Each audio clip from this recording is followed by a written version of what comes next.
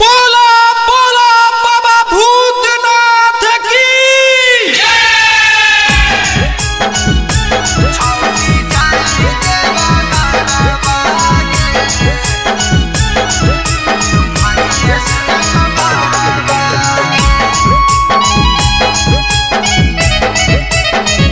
Kanchan recording studio Shrirampur.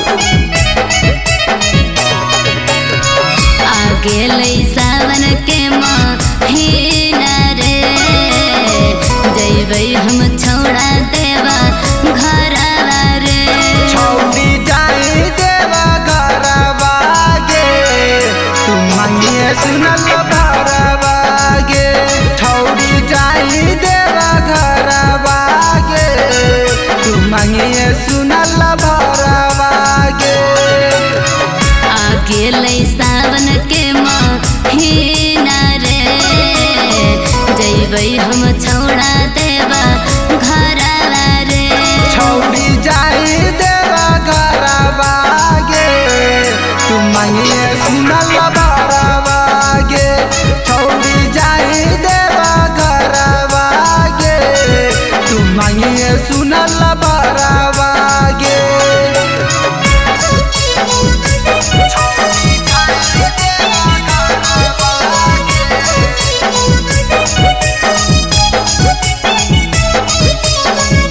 Mix by Neeraj भाई।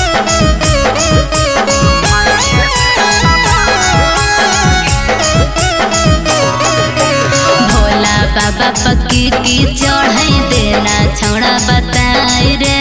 बेल के पतैया भांग लिया छौड़ी मंगाए गे भोला बाबा पक्की की चढ़ाई देना छोड़ा बताई रे बेल के पतैया गांजा लिए छौड़ी मंगाए गे कांवर सजैबै हमें फूलावा से पैदल जैबै हमें घरवा से छौड़ी जाई देवा घरवा गे तू मांगिए सुनल भरवा गे छौड़ी जाई देवा घरवा गे तू मांगिए सुनल भरवा गे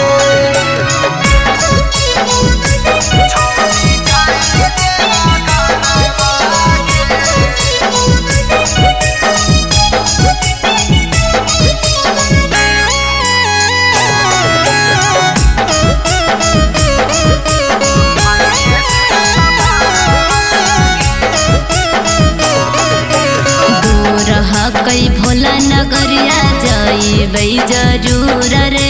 सनिया के लगे भोला जी से लिए छौड़ी मांगे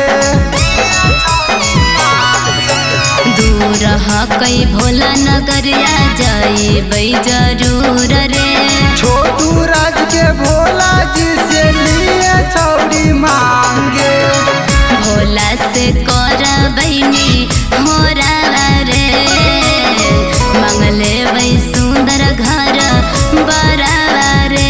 छौड़ी जाई देवा घरवा गे तू मांगिए सुनल भरवा गे छौड़ी जाई देवा घरवा गे तू मांगिए सुनल भरवा गे कंचन रिकॉर्डिंग